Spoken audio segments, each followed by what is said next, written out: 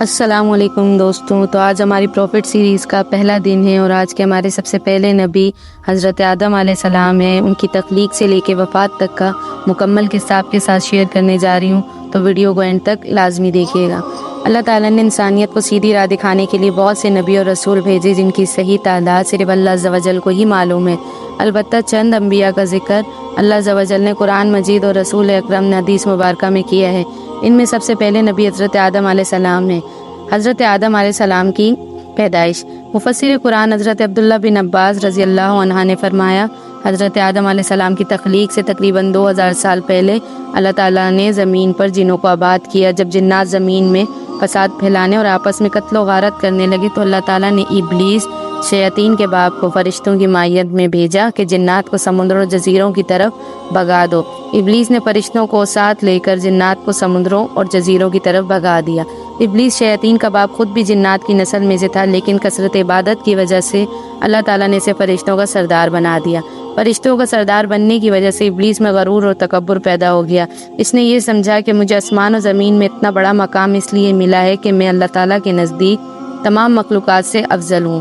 اللہ تعالیٰ کو اس کا غرور اور تکبر پسند نہیں آیا، اور اسی وقت اللہ تعالیٰ نے فرشتوں کے سامنے ایک ایسی مخلوق کو پیدا کرنے کا اظہار فرمایا اور کہا کہ میں زمین پر اپنا خلیفہ بنانے والا ہوں۔ اس پر فرشتوں نے اعتراض کیا اور کہا، کیا آپ زمین پر انسان کو پیدا کرنے والے ہیں؟ انسان تو زمین پر فساد برپا کرے گا اور خون بہائے گا۔ ہم تو تیری پاکی بیان کرتے ہیں اور تیرا شکر بجا لاتے ہیں، کیا ہم عبادت کے لیے کافی نہیں؟ اللہ نے فرمایا، جو میں جانتا ہوں وہ تم نہیں جانتے۔ پھر اللہ عز و جل نے اپنی چاہت کو عملی جامہ پہناتے ہوئے حضرت آدم علیہ السلام کا پتلا اپنے ہاتھوں سے تیار کیا۔ اللہ سبحانہ وتعالیٰ نے آدم علیہ السلام کی شکل و صورت بنانے کے بعد جب تک چاہا انہیں ڈھانچے کی صورت میں پڑا رہنے دیا۔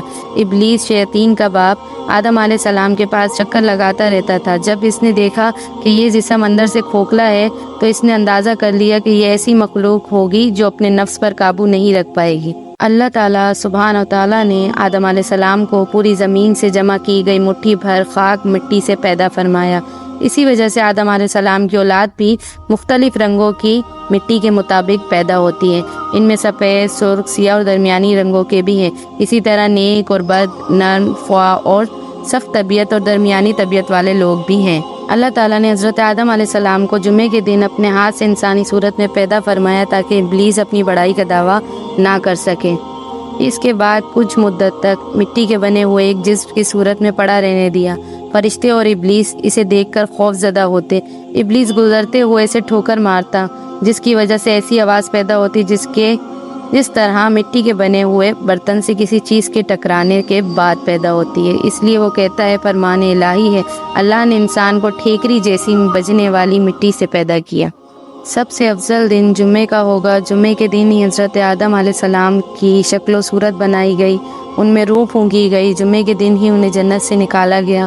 جمعے کے دن ہی قیامت آئے گی۔ سب سے افضل دن جمعے کا ہے۔ فرشتوں کا حضرت آدم علیہ السلام کے لیے سجدہ۔ اللہ سبحانہ وتعالیٰ نے حضرت آدم علیہ السلام کے جسم میں روح پھونکنے سے پہلے ہی فرشتوں کو اس بات کا پابند کر دیا تھا کہ جیسے ہی میں آدم علیہ السلام کی تخلیق مکمل کر کے اس میں روح ڈال دوں تو تم ان کے سامنے سجدہ تعظیمی میں گر جانا۔ جب اللہ سبحانہ وتعالیٰ نے حضرت آدم علیہ السلام کی مکمل صورت بنانے کے بعد اس میں روح ڈال دی تو فرشتے اللہ تعالیٰ کے حکم کی تعمیل کرتے ہوئے فوراً حضرت آدم علیہ السلام کے سامنے گر گئے۔ بس تمام فرشتوں نے سجدہ کیا، بس ابلیس نے سجدہ نہ کیا۔ جب ابلیس نے اللہ تعالیٰ کی نافرمانی کرتے ہوئے حضرت آدم علیہ السلام کو سجدہ کرنے سے انکار کر دیا تو اللہ رب العزت نے اس کا مقام و مرتبہ چھین کر قیامت تک کے لیے اسے ملعون و مردود قرار دے کر جنت سے نکل جانے کا حکم دے دیا، اور اللہ نے فرمایا کہ یہاں سے ذلیل و خوار ہو کر نکل جا، لہٰذا ان انسانوں میں سے جو بھی تیرا کہنا مانے گا میں ضرور تم سب سے جہنم میں بھر دوں گا۔ حضرت حوا کی پیدائش اور جنت میں رہنے کا حکم۔ حضرت حوا کی پیدائش سے پہلے حضرت آدم علیہ السلام اکیلے تھے، ان کا کوئی ہم جنس نہیں تھا۔ اللہ سبحانہ وتعالیٰ نے ان کی دلجوئی اور تسکین کے لیے انہی کے جسم میں سے بائیں طرف کی چھوٹی پسلی سے حضرت حوا علیہ السلام کو پیدا فرمایا اور ان کی بیوی بنا کر انہیں جنت میں رہنے کا حکم دیا۔ جب اللہ سبحانہ وتعالیٰ نے حضرت آدم علیہ السلام اور حوا کو عزت و کرام سے نوازتے ہوئے جنت میں رہنے کا حکم دیا शैतान को इंसान की ये इज़्ज़त व तकरीम बर्दाश्त ना हुई।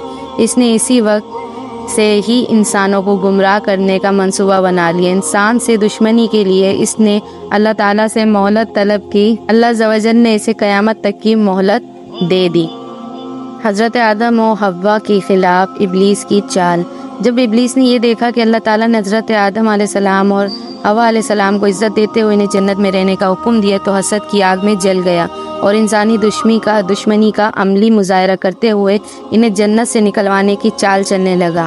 वो बड़ा हमदर्द बनकर हज़रत आदम और हव्वा के पास आकर कहने लगा कि तुम्हें मालूम नहीं कि इस दरख्त के करीब जाने से तुम्हें क्यों रोका गया। मैं तुम्हें एक राज की बात बताता हूँ। अल्लाह ताला ने तुम्हें इस दरख्त के पास जाने से इसलिए रोका है कि अगर तुम इसका फल खा लोगे तो फरिश्ते बन जाओगे या फिर हमेशा के लिए जन्नत की ज़िंदगी पा लोगे।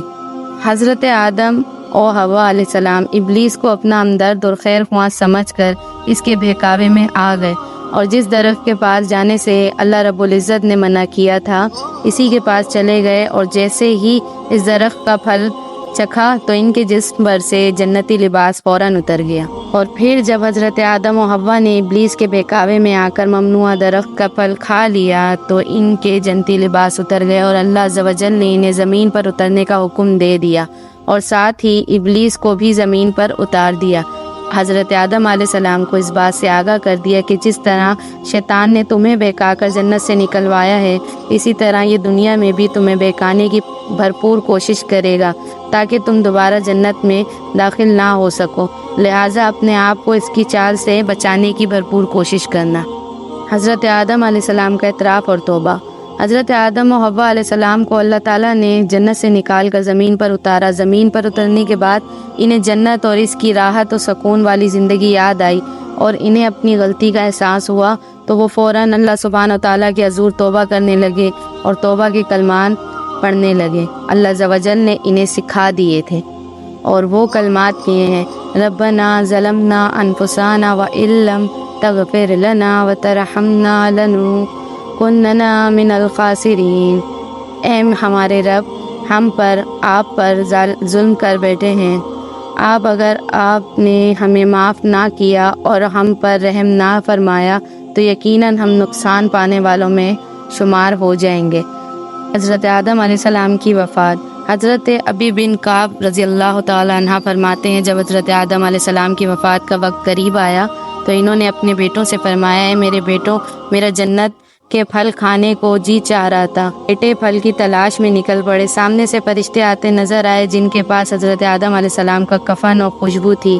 फरिश्तों ने पूछा, है आदम अलैहिस्सलाम के बेटों, तुम्हें किस चीज़ की तलाश है? बेटों ने जवाब दिया, हमारे वालिद साहब की तबीयत नासाज है और वो जन्नत के फल खाने की ख्वाहिश रखते हैं। फरिश्तों ने कहा, तुम वापस चले जाओ क्योंकि तुम्हारे वालिद फौत होने वाले हैं। फरिश्तों ने आकर इनकी रूह कब्ज़ की, इनको गुस्ल दिया, कफन पहनाया, खुशबू लगाई और आप अलैहिस्सलाम के लिए लहद बगली कब्र तैयार की। फिर नमाज जनाजा अदा की और कब्र में रख कर ऊपर से मिट्टी डाल दी। फिर मुखातिब होकर कहा, ए आदम के बेटों, तुम्हारे लिए मुर्दों को दफन करने का यही तरीका है। हज़रत आदम अलैहिस्सलाम की नमाज जनाजा फरिश्तों ने पढ़ी, हज़रत जिब्राईल अलैहिस्सलाम ने पढ़ी। हज़रत आदम अलैहिस्सलाम को मक्का मुकरमा में जबल अबी कबीस पर दफन किया गया। हज़रत आदम अलैहिस्सलाम जब वफ़ात पा गए थे तो उनकी कुल उम्र 1000 साल थी। उम्मीद करती हूँ आज की वीडियो आपको पसंद आई होगी। अगर वीडियो पसंद आई हो तो प्लीज़ चैनल को लाइक, सब्सक्राइब एंड शेयर करना ना भूलिएगा और जुड़े रहिए हमारी प्रॉफिट सीरीज़ से। अल्लाह हाफ़िज़।